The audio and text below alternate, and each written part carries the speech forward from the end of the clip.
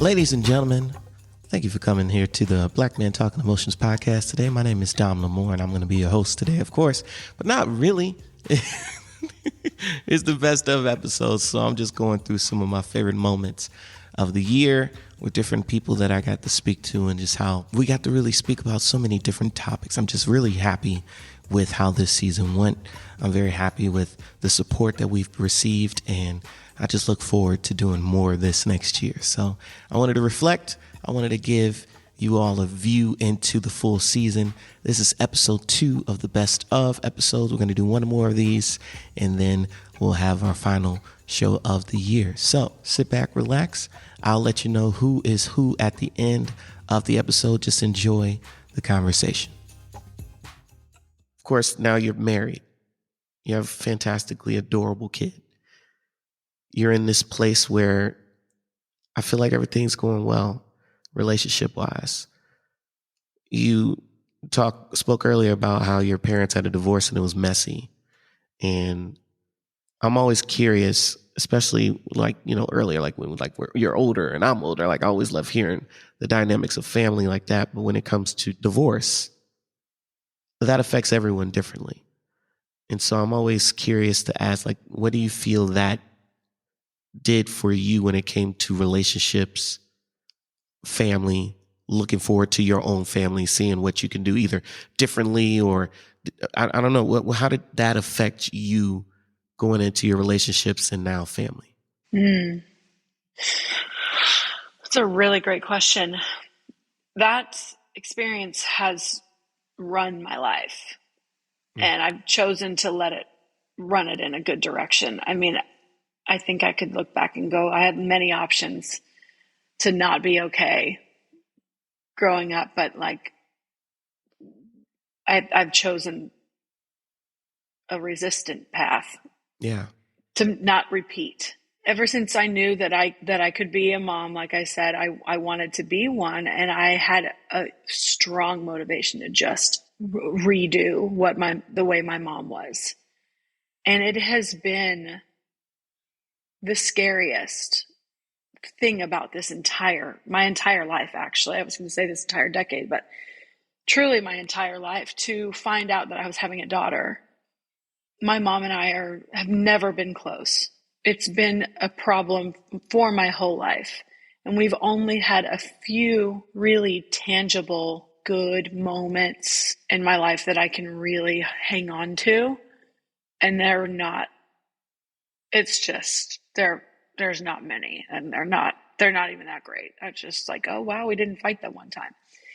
And because I do have high expectations. I guess you could say I do have high expectations for her, and they could be unfair.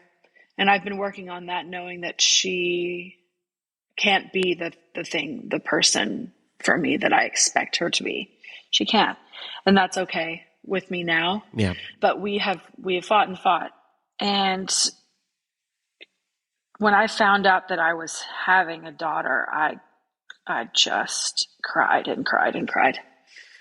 And it was the scariest news I ever got, which is going to make me emotional because she is the most perfect thing. And I wouldn't change a thing. She's the best. But it scared the shit out of me because I don't know how to be a mother because I never saw it. And I've had wonderful women in my life to make up for what I didn't have with my mom. And I know my mom's a good person to her husband, to the right people, outside of my relationship. I know she must be a good person. But I was so scared because I'd never seen a good mother-daughter relationship. Yeah. I've never seen it. I'm bound and determined, try as I might, to break that generational trauma.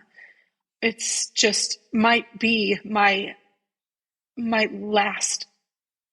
dying wish. It just might be my I know that sounds dramatic, but it is my number one goal. Yeah. That is the ultimate long-term goal for me is to be what my mom couldn't be to me for her. And it's taken a lot. And when I say resistant path, I mean, I, I, I have no contact with my mother right now. This is really personal, but I mean, I'm just trying to be transparent. Like, some events led to me not being able to have a relationship with her while I was pregnant. And I really haven't felt the need to, or the ability, or have the space to get back in touch with her. She's got a relationship with Kit. She calls Zach every Saturday and they FaceTime, and that's totally fine with me. I'm not out here to do that. This is about me. This is about me being able to have the space to learn how to be a mother on my own. And for me to be able to decide who I'm going to be with Kit on my own without any stress and hindrance, if that makes sense. And as far as the divorce in my family goes, I have a wonderful father, very present. I consider him both parents. Yeah. And also best friend. I mean, it's like we talk for at least half an hour a day, if not more. And he has taught me so much about patience and about letting go, especially I mean, he had to let go of my mom at when I was Yeah. 10. Yeah. And he's just like, maybe you need to, and he's not encouraging me, and he didn't come up with the idea, believe me. He's been that place for me. So I know what it is to have love from your family. And I know that I can give that to my own. And I'm having to learn. Zach and I have been together for over 10 years now. We did break up after a hard first year here in New York, and we just couldn't stay away from each other. Long story short, it's just, we couldn't. So we came back to one another going, I'm done with this like dating thing. Are you done? He's like, yeah, I'm done. We're done. Like, let's just not do that anymore. And we met when I was 12 by way of my cousin. They were friends. So he knows me. He knows where I'm from. He knows what I'm about. And that was always easier. Yeah. Then, even though we really fought at the beginning. And what you probably keep hearing is that there's a lot of fighting. I fought with my mom. I fought with Zach. I had to really unlearn fighting as a result. I had to really unlearn arguing. And I had to really learn how to stand alone in a relationship and strong on my own, and understand that just because my partner is upset doesn't mean it's with me. And just because he's having a hard time in this brand new city doesn't mean that he hates me. And I would take everything really personally at the beginning. And this was before my frontal lobe formed. Okay. I was still a kid. And this is before my Saturn return, like, I just feel like all of this growing up happened with Zach and I together, and here in New York City, that I had to really unlearn what I had growing up, which was fighting and bickering, and just as a knee-jerk instinct, because that's what I saw growing up. It's like, for me, it did not have to be like that, and it actually can't. Yeah. Zach and I got back together after that year, and I had actually gone through a big group therapy moment with Landmark Education, and was just learning that there was just, like, if you can clear all of this craziness out of your mind, what is possible? If I can settle in whatever manner, whether it be no contact or working on my relationship with my mother, which I've done both, what if I can eliminate that negative and all the fighting? Like, what can I create with what's available? Does that make sense? Am I saying that right? No, it makes sense. Yeah. There's so much more room for possibilities, so much more room for activities. Like Zach and I, because we're not fighting, we are choosing not to create arguments. Have not, since we got back together 7 or 8 years ago, whatever it is. We have so much more room to create things. and dream of a future and you know, learn our kid and learn from each other. And it's easier said than done, and it's taken a lot of work, but I think that's where we both are. I mean, there's plenty we can argue about, but we just know that we're committed to one another. Zach has actually been divorced. He's not interested in ever that happening again. And I, just to be like, bring it around to like, just like a, kind of a funny thing. But after having a baby, I'm not going out and dating anybody else. This body, Yeah. This body, she's not going on Tinder ever again. Like, oh no, you are stuck with me, is what I told him. I was like, every one of these stretch marks, you're married to every single one of those. It's like beyond. I didn't used to. Before I had a baby, I was like, divorce is healthy if you're not happy. Just don't, I used to say, don't stay in a marriage that that you're not happy about, and it's better for the kids if you just divorce. Yeah. Just don't be unhappy in your home. And I actually do not. I had this like realization a few weeks ago where I was like, actually, I get staying together for the kids thing, because I believe that divorce severs relationships with parents. Yeah. And when they say they're staying together for the kids, they're staying together for their relationship with the kids, because children actually cannot quantify that you can break up, but everybody's okay and nobody did anything wrong, or nobody's mad, or it was for the better deal. It's always, oh, what happened and why is there a divorce? Yeah. Oh, it's because, mom wasn't happy anymore, or it's because dad was working too much. There's always, even as small as that, blame placed somewhere. And there was big blame. There is big blame in my parents' divorce. Big, giant, huge blame. And my mom could never win. Yeah. When I was a kid, there was just no way. There was no way she was coming out on top. And for that, I feel for her. She did a lot of things, but I do feel for her in that there was no way she was winning that situation. Yeah. She was never gonna come out on top there. I think I'm team stick with it till the kids are old enough to understand. I know that sounds ridiculous, and I hope that it never comes to that. But I even texted Zach as soon as I had that realization. I was like, no, this is not for, as a person whose biggest fear is for her child to not love her. Yeah.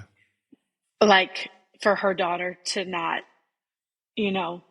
want to be in her life because of the way I feel right now with my mom. Like, I don't want this with her.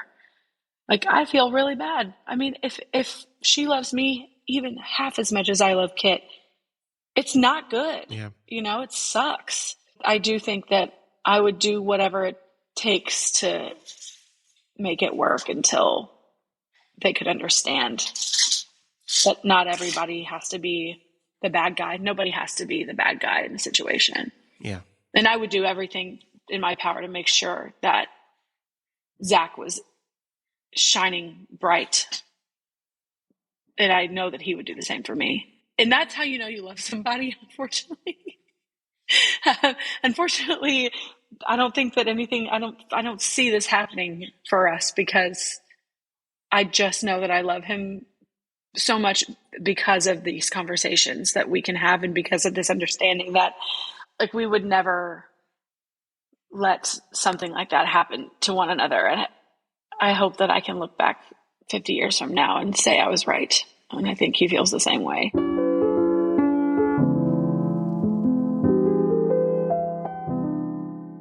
For most people that move from St. Louis, people that I know that I've spoken to about this, I feel like we kind of have the same mentality. I'm curious if it's the same with you. I've been everywhere. I've been able to live in Connecticut for a little bit. I've been able to live in LA, Chicago. Now I'm in Georgia. And as a kid, I was always told Dominique St. Louis will always be here. You can always come back. Just like you said, that's home. Yeah. We can always go home. I can always find time to go back to the Green Tree Festival. I can always do that. For sure. But with that being said, some days I feel bad.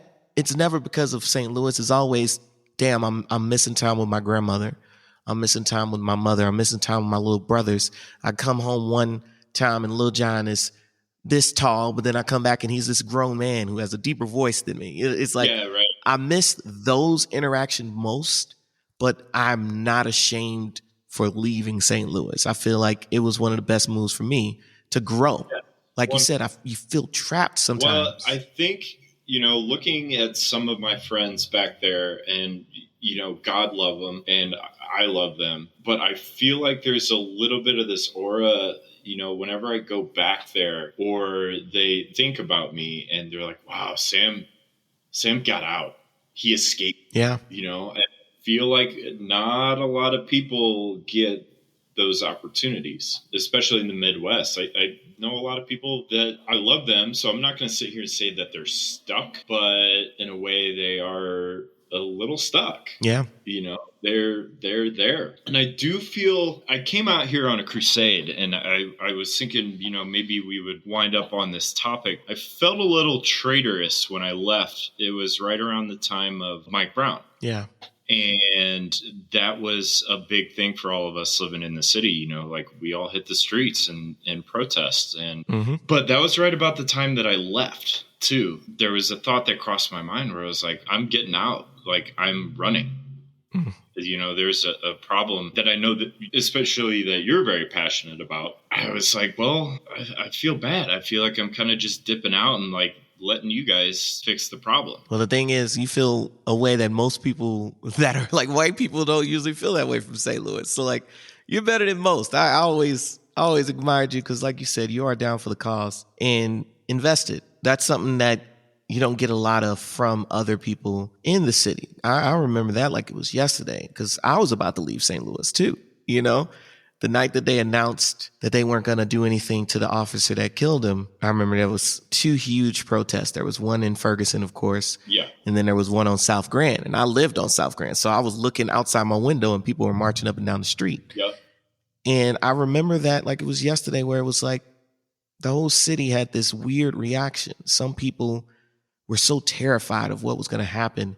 And secretly, they started sending emails to different companies to, hey, close early today. Make sure people get home so that everyone is safe because something might happen tonight. An announcement might happen tonight. Right. They were so vague on what was going on. And like you said, every time I leave and I see Black Lives Matter, I think about that started at home. That started with the stuff that was happening on the streets back in St. Louis. 100%. Yeah. But for me, it was, I never feel like I was running from it. No matter what, everywhere you go, that's kind of the scenario. It isn't just in St. Louis. Right. Well, like I said, when I moved out here, I kind of got on a little crusade. You've spent time here in Colorado. There is not much in the way of Black culture out here, or at least the way that I know it and you know it living in Atlanta. That being said, I think there's a lot of ignorance. The definition of ignorance is just simply not knowing.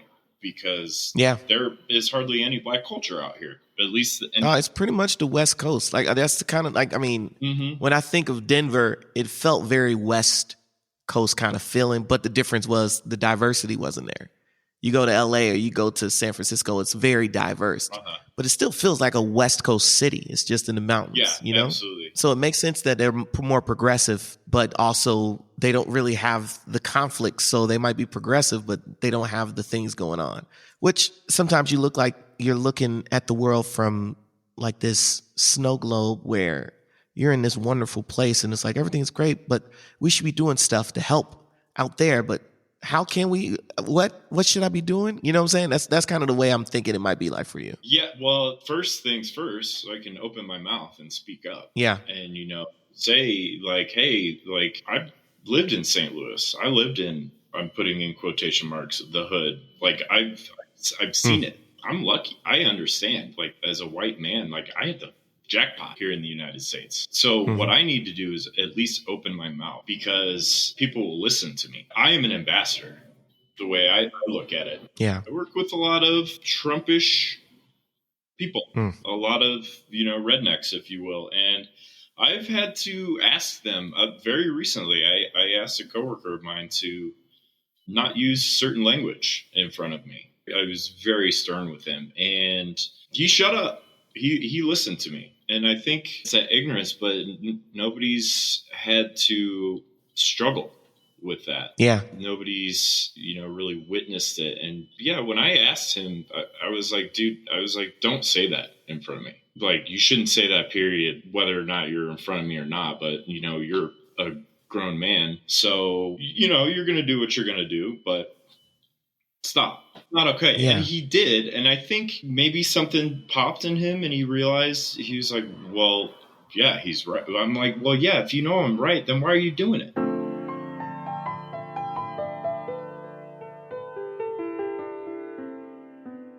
I remember having a conversation with you. It was one of those like brotherly late night bunk bed conversations in our dorm room. I remember this like it was yesterday. And we were talking about our future. And I was like, man, I want to travel. I want to go here. I want to go there. I'm trying to hit these bitches. Like, I was fucking around, but I was, I was saying all this stuff. Oh, wait. And you were like, I just want to be a father. I'll never forget that night. I said all of this stupid stuff about traveling and all the people I want to be when you just plainly, I want to be a father. That was your goal. And you have 4 babies now. Yeah, I guess I did it. Yeah, man, you was so straightforward. You wanted to be a father. Family was key. That was the number one thing you wanted to be. That was the first thing you said. How long did you know that was like the thing for you? How long did you know, hey, I want some babies and I want to be the papi? I don't know. I just had good role models from my parents. I always saw myself as being a father and having children. God, thinking back to when I said that, I probably wasn't like, even now I'm like, I don't know what I'm doing half the time. But they're all very, very smart, and I'm very proud of all of them. The Kennedy girls, do you feel like they have that rep that you and your brother had when y'all were the Kennedy boys in town? Everybody knew y'all and all that jazz? Yeah, I think they're really popular in school. Yeah. All the teachers love them, and they've all got a lot of friends. Yeah, I feel like the teachers all want them in their classes. Mm-hmm. We're pretty lucky because Zoe is our oldest. She's the first one that all the teachers get to see, and she is just so polite, so well-mannered. Mm-hmm. And then you get to Eliza, and she's the opposite. She's a little Eliza's sweet. Eliza's sweet though. If you communicate with her right, she is very sweet. Yeah, I think it's just she's so smart, she gets a little bored. Yeah. And then she gets restless. Mm-hmm. She's a little hard-headed, but I love that about her because she's not taking any shit from anybody. She's like her mama. That's the thing. She's just like April. Yeah.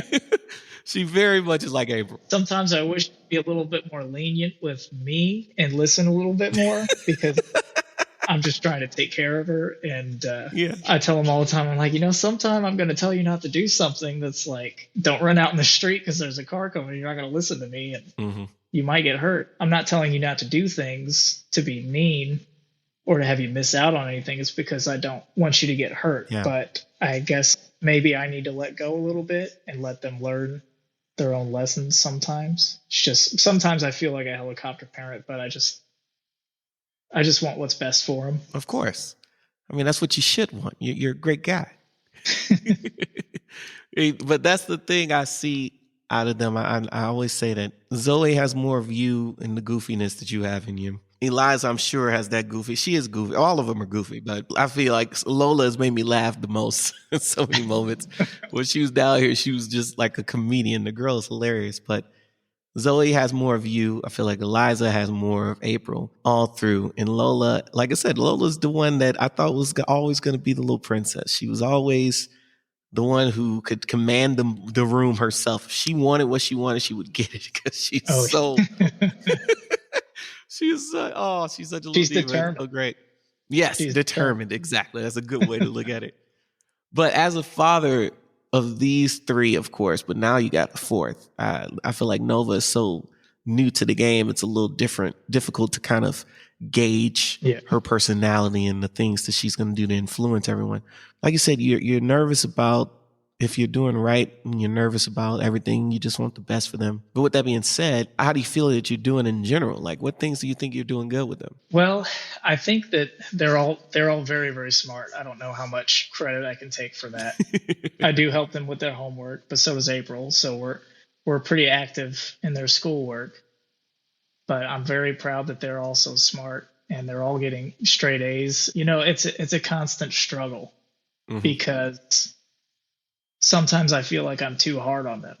And being on the route every day, I'm by myself. And all I have to do all day is think. Yeah. So I'm constantly thinking about, I shouldn't have said this, or I should have handled that differently with the children. And I'm constantly thinking I'm a bad father, and I just don't want to mess them up, you know? Yeah. But when I'm in the moment, I feel like I get a little too strict, and then I immediately think, man, they're just being kids. Why am I getting a little angry and shutting what they're doing down? Yeah. And it's a constant thing every day. I'm always thinking while I'm out on the route, like, man, I'm not doing a good job. Oh, you're doing a good job, dude. I feel like when they came down here, one, that was still, I don't know how much you know. Like I said, I've been begging y'all to come down here for so long. I literally made my little walkway in the front yard with Zoe in mind. Like, I was like, I'm going to do this, and I'm going to put this little hopscotch here so that when the girls come here, they can do this. Like, literally, that's what my head immediately went to my goddaughters coming to my house and knowing that they can come see Uncle Dom whenever they want to. And it's so dope to see them all together and kind of see all of y'all. And we had it in a weird way where April was so sick when she was here that it was really just me and Adrian get to kick it with the girls for a little bit until you got down. And it was just so fun. It's so cool. And I like I said, I don't think you're doing a bad job. And I hope you don't really feel like you're doing bad, because it's really great to see where you've come and how they've come. And like I said, you wanted to be a father, and boom, you're dad. You're the dad. You know what I'm saying? Out of the crew, you've had the babies the longest. If anything, Zoe is a great example of just a kid that I'm so pumped to see where she goes as an adult. It'll be so dope that if, like, you know, oh my God, I know that I want more for her than Southeast Missouri State, but it would be kind of dope to be able to go back to SEMO for homecoming for Zoe and stuff like that, or to see her, you know, I know that they're going to be great. And there was a moment I think I told you about this, when I was laying the mulch in the front yard before you got in town. Me and Eliza was outside, and I was just like, Eliza, what do you want to do when you grow up? What do you want to do? This and that. And she was like, I want to be a scientist. And I was like, oh, dope. That's dope. What do you want to be a scientist? What do you want to do? She was like, I want to cure cancer.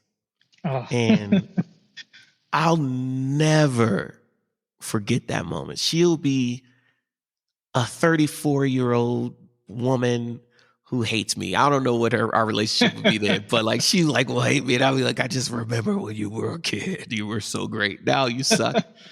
Like, I see so much light in those kids, and they don't get that without you as pops. Of course, April as well, but don't beat yourself up, man. You're doing fantastic. Well, you know, I think it's probably what everybody does when you've got hours by yourself.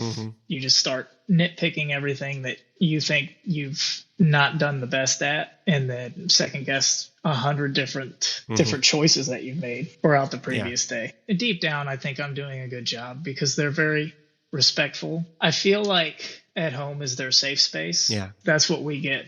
April and I, they go crazy here because this is their safe space. They can do what they want, and they can be who they are. They can just kind of let their guard down around us. Maybe that's why they get so nuts and crazy. All I hear whenever we're out is how good they are and how respectful they are to everybody. And they're very polite. They make me so happy. And last year sucked because it was like the first Halloween I didn't get to spend with them in a long time. But I got to see them here at the house, and that made the year for me. I'm just so proud of y'all. I'm so happy for you. Because more than anything, like I said, I will always remember that night and you saying, I just want to be a pop. So whenever I see you with the babies and I see you with the kids on Facebook or Snap or whatever, it reminds me of us being kids in college and us actually talking about our dreams. And out of all of those crazy dreams that we had, the one that was accomplished, like I said, because of that eagle eye approach that you have, you wanted to be a father, man. Boom, you got some babies in there, man.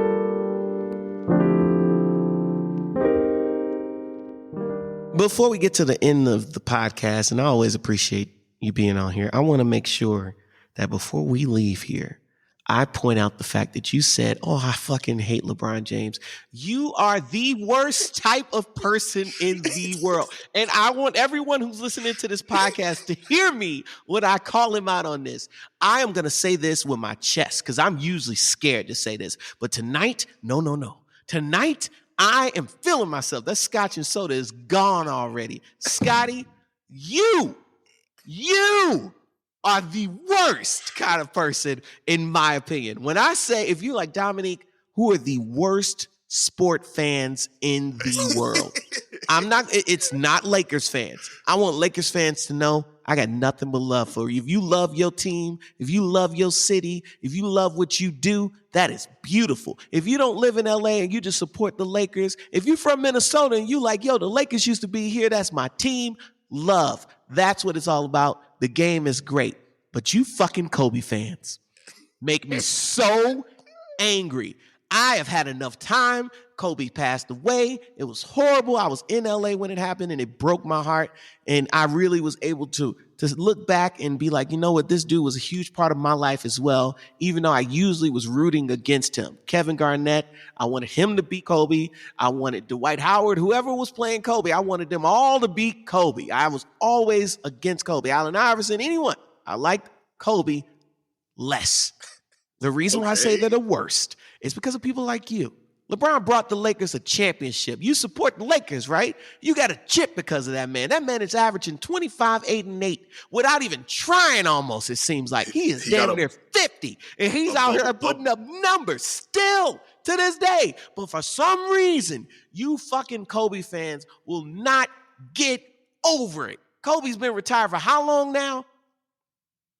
Too damn long for you to be holding on to it. It's over. It's over. He could have literally went anywhere except for the Lakers. And I still wouldn't have liked him, but I really don't like him because he came to the Lakers. And that championship he won was a bubble championship. Stop that. Okay. Stop it.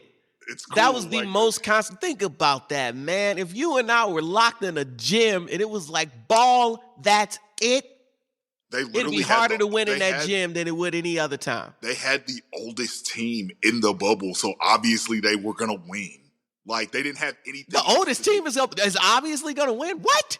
You sound like a lunatic right now. They were the most locked in. It's like, okay, if you have to be in a place this whole time just focused on basketball, obviously you have LeBron on the team. He doesn't care. He's going to be locked in either way. He's probably had his whole own part of the resort while they were locked in the bubble. So he didn't have regular treatment like everybody else. All those dudes, everybody on that Lakers team, they were vets. So they were a little more focused on the task at hand. So it's all right, right now, I'm cutting you off. This is my show. Okay, sir. With that being said, I like LeBron as a person though, as a humanitarian. He's a great person. And the idea you said you hate LeBron, you shouldn't be using the word hate. I hate LeBron as a hooper, and you can put it on wax. I can't stand people. He did nothing wrong to you, but come out and ball. That's all he's done. Anyway, I know most people listening to this podcast is not basketball fans. I'm sorry. I'm an extreme huge NBA fan. And that is something that you don't get a lot of on this because I'm usually talking about my fucking feelings. This is how I feel. I can't stand Kobe fans because of this shit right here.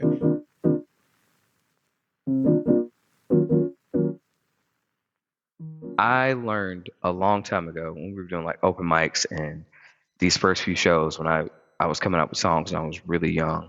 The mentality that I had was whether it's one person or it's 1 million, I'm still doing something that I love. And I really don't give a fuck who loves it as long as I love it. Because if I don't love it, nobody else is going to fall in love with it.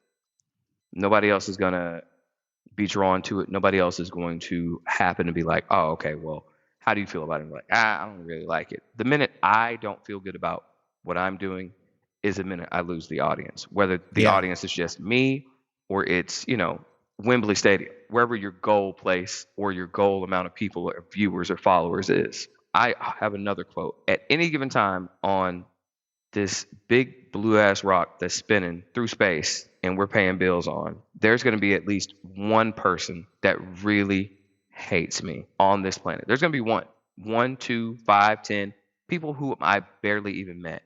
And I just kind of have to deal with that. And that planet still keeps spinning. Day turns to night, night turns to day. I wake up every morning. Somebody's going to be pissed at me. Somebody's not going to like what I do. Somebody's going to not like how I sing. And that's okay, because it's not for everybody. I can't please every fucking body. It's the Abraham Lincoln quote.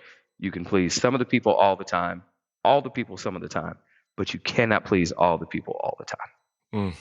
And it's that undeniable fact about life. And that's where I think I'm getting now. The breathing, waking up early, creating a routine, trying my best to rehearse as much as possible, looking out for my body, looking out for my head, my well-being. That has helped me start to understand more and more. Like I did a show in December. It was a Johnny Mathis Christmas show. I've done it in Chicago. I've done it in New York. I've done it in LA. I've done it all over. So I was excited to bring it to Atlanta. Like I said, the singing the show part is never hard. Doing the show, putting the show together, rehearsing for the show, getting people in the room is the hardest part for me.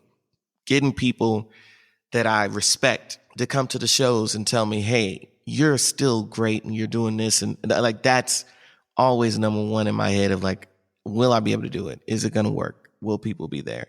Is this should I keep doing this? Am I doing this to the right people? Am I advertising to the right people? Am I advertising right? Like I can go on and on and on with how my brain works. And by the end of the show, I was so happy with what I did musically. But then, like mentally, I'm already second guessing things. Like my whole family was here and it was like the weekend that they came to visit me for Christmas from St. Louis. And I'm like, instead of me just like having us time, I'm like, come see me at a show kind of thing. But they came for the show. They wanted to be at the show. So like I convinced myself that what I did was bad, but they already like, what are you talking about? Like, we want to see you do this. We want to support you. And I'm like, yeah, Dominique, just because you don't like promo and you don't like the whole marketing side, the business side, you can't let that affect what you did and how much you enjoyed doing it and loving it, like you said. And like I said, I can talk through this and tell you how my mind works through it, but it's just going to take more and more of me getting to a place where I'm comfortable with just being me on that stage and okay with maybe the show is supposed to be just for my family. Maybe that is the people that's supposed to show up, because it was hard to look out in the audience and it was like, I had maybe 8 people show up who weren't family.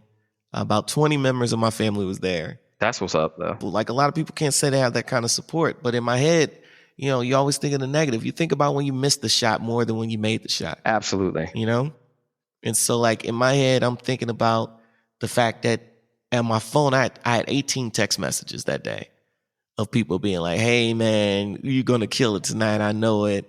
I'll see the next one. Or, oh man, I'm sorry, I can't make it tonight. Or, oh, I forgot it was today, man. I'm not going to be there. And it's just, you see that, and the idea that they thought about you to let you know, hey, I'm sorry I couldn't be there, but you're still going to do great. That should be good enough. But in my head, I'm like, that's 20 people at $25. Yeah. So that's a lot of money that could have been paying this band and the videographer and for the promos that I put on the show. They could say what they want, but in my head, I'm like, this isn't helping me continue my career. It's not helping me mentally. And it's just like every show. That's why I haven't done as many of those shows this year, because last year I did 4. I was like, I'm not going to do that many this year. It mentally did so much damage where it's like, I don't want to do another one like that, where I produce it and I put my blood, soul, and tears and everything into it. And I just beat myself up because of the outcome. I don't want that. Yesterday, I didn't have to think about any of that. I just came in, sang, met new people, put up a video, got really excited about doing it. It was all that was going on was that day I got to perform. And then there was a black cigar shop owner. So I went to their cigar shop, got me a cigar that night and supported. I was so happy after I left there. And I'm like, that's what I'm chasing. Just being happy. I have to commend you for just having an idea and executing it, because you're like, I want to see how this goes, because I will self-sabotage beforehand, be like, hey, man, you should put together an album or a show or do something, and then I can think of every single reason why I shouldn't do it, why I would fail, and why there would be no one there to support me, and I just won't do it. And that has been the majority of my musical career. And I'm just now, especially with us working together now, I'm just like, hey, you're just going to have to do the thing, and whatever happens, happens. Yeah. But most of the time it's just like, man, I have an idea of like, oh, I should probably do something, or, I could probably come out with some more music, because a lot of people are like, hey, Ben, coming out with new music? It's like, no, because I'm way too self-conscious about my music. And where would I sing? How would I sing it? How would I format that? Where would I release it on? What musicians would I hire to do that? Where would I get the money for that? And then I go into the spiral of like, I probably shouldn't do that because I don't have the equipment that I need, or I can't, I shouldn't do it. And then I just don't. Yeah. And so, and here's the thing. None of that is true. I have access to musicians. I have access to recording equipment. I can record it here. I would just have to initiate everything. And for me to do that, it just feels like so much willpower and so much energy. And I'm so scared of putting energy into something like that and it failing. Yeah. But I failed when I don't do it. I don't fail when I execute. And that's the thing that I have to keep telling myself and reminding myself. Like, you're not failing if you're executing. It will start off small. It will start off slow. But you cannot say, just don't do it. You have to give it a shot. You have to put some type of effort, some type of energy, some type of creative juice into it before you're just like, all right, well, that's not going to work. Which is why, when the idea popped up for the stuff that we're working on, it was just like, oh, okay, cool. I think I'm going to actually follow through with this, because this could be a big opportunity and something that nobody else I know is doing.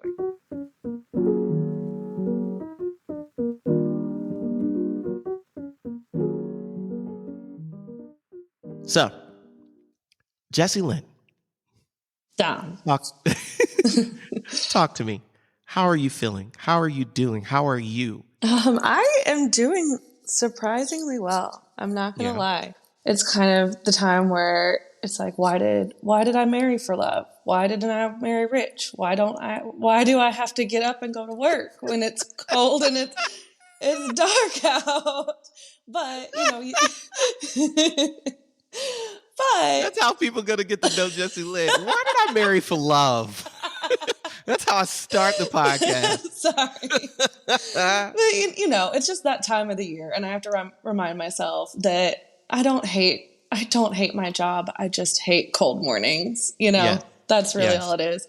And I realized today that I am 6 months pregnant, which feels very pregnant, but I feel really good. So I'm going to just keep leaning into that as long as it lasts. And how is that going? How has the pregnancy been? Has it been difficult? Have you been throwing up? Have you been normal, cool as a cucumber? Paul has barfed more during this pregnancy than I have. By a long shot. I've been, honestly, this is my own personal experience, and I am very, very grateful for this experience, because I know that not everybody has it this way, but it's been fine. Yeah. I could not be more grateful. Yeah, it's been good. Baby's healthy. We had our anatomy scan a few weeks ago, and he's moving and shaking.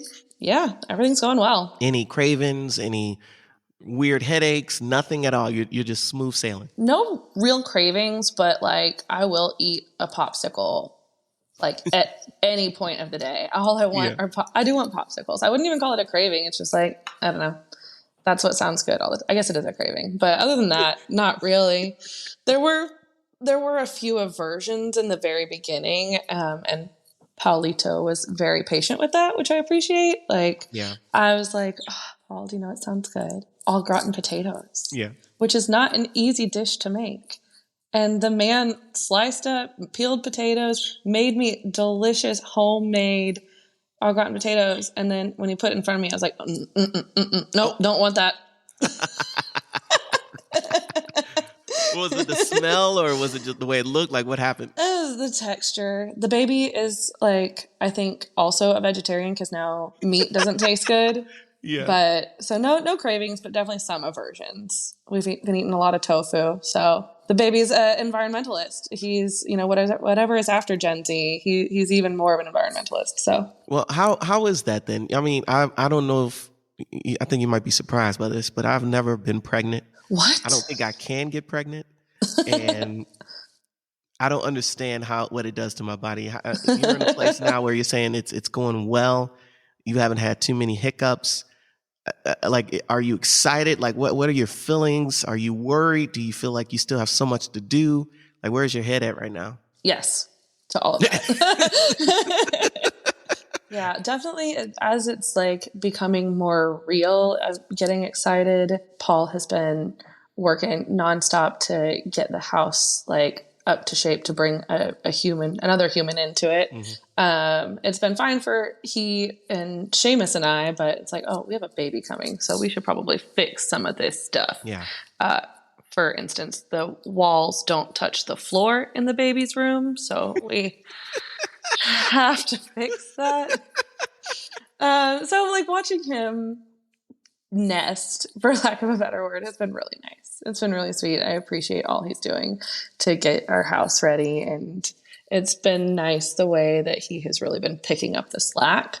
I work 2 jobs, and like coming home, I have been a little bit more tired, and like I've come home to the dishes like done most of the time, even when it's been super duper my turn to do them, because he has made dinner every night. Also, it's been an interesting part of our relationship, like the way that we're growing. So that's been exciting to see, just to like have a little bit even more give and take.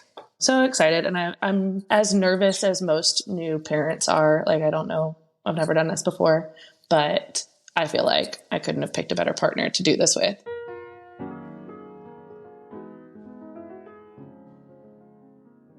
Starting with Biden as our president, where's your head at?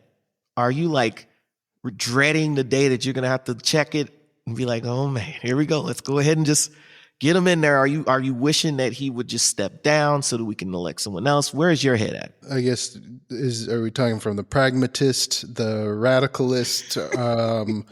I don't know who is being asked that question. Oh man, this is murky territory. In terms of this is Joe why I wanted Biden, to talk to you about it, because I knew that you'd be like, oh, I don't want to do this.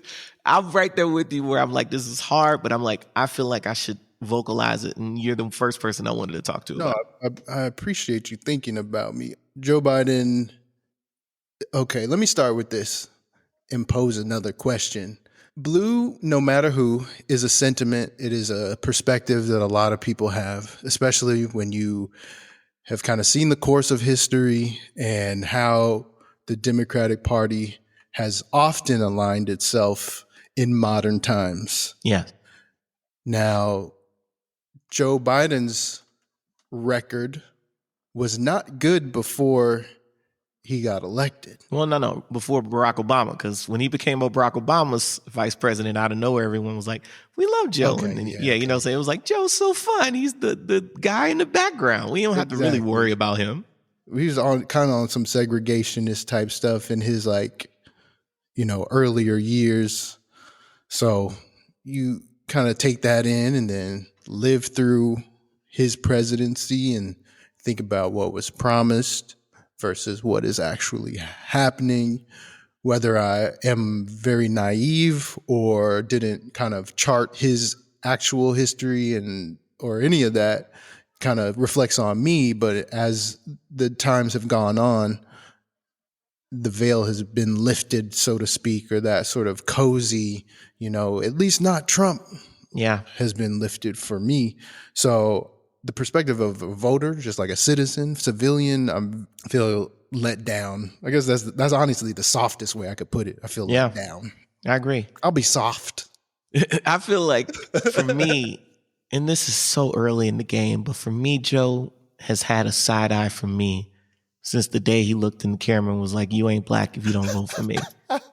That moment till now, I've been side-eyeing him hard. And now I'm saying that because before that, I remember when Barack Obama gave him the Medal of Freedom. And I was like, that was just such an emotional moment. It was so cool. I was so happy for him and his family. And I thought he was just the greatest guy. Whatever he did in the past didn't matter at that point. He was Obama's guy, and Obama was looking out for him. And I feel like that was like his retirement reward. It was like he's going off into the sunset. We won't ever have to see him again. And then we had to see him again.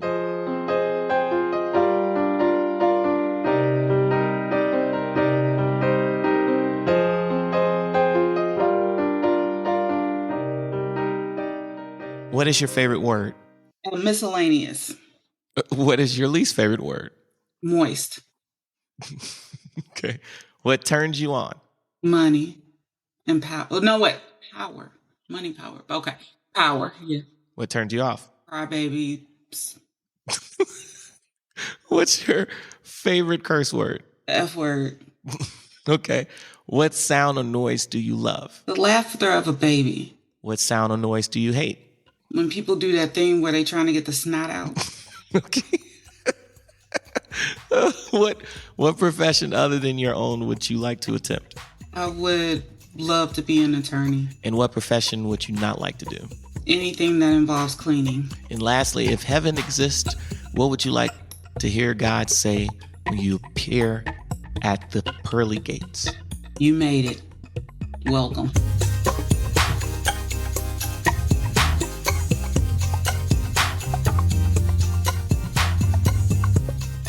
I want to thank you for listening to the Black Man Talking Emotions podcast. Today's episode, of course, was our second best of episode, and we're going to do one more of these next week, and then we're going to have our final episode at the end of the month. I truly enjoy doing this show, and it really has been a great part of my life, being able to go from January to September every year talking through, my feelings and things that I'm going through and catching up with people that I love and seeing where they're at and growing. So thank you so much for being a part of this and listening to all the shows and showing love. We've been having so many people actually reach out and support the show, and I can't thank you enough. So just to go through everyone who was on the show this week, I want to shout out my boy Benjamin Stevens, the worst singer in the world. I guess that's not what his Instagram is. Worst singer alive is his Instagram. Shout out to my girl Hannah Moore, Heath Kennedy, my boy Jay Boogie, Jonathan Butts, Jesse Lynn Cochran, Scott Jones. What a guy. Shout out to Scotty. Sam Niehaus, of course. Shout out Henry, if you want to go by his middle name. And then, of course, the last person was my mother, Carla Hunley. Love you tremendously. And I appreciate everybody for taking time to listen to me today. I'll see y'all next week. And if you want to get anything else music-wise, you want to check in to see what I'm doing, you know where to go. Instagram, DOM_LAMOUR. And at DomLamour.com, that's where you can get anything and everything Dom Lamour. I appreciate y'all so much. Y'all be safe tonight. Make sure to support the show if you can. The link is at the bottom of the episode description. Shout out to y'all. Much love.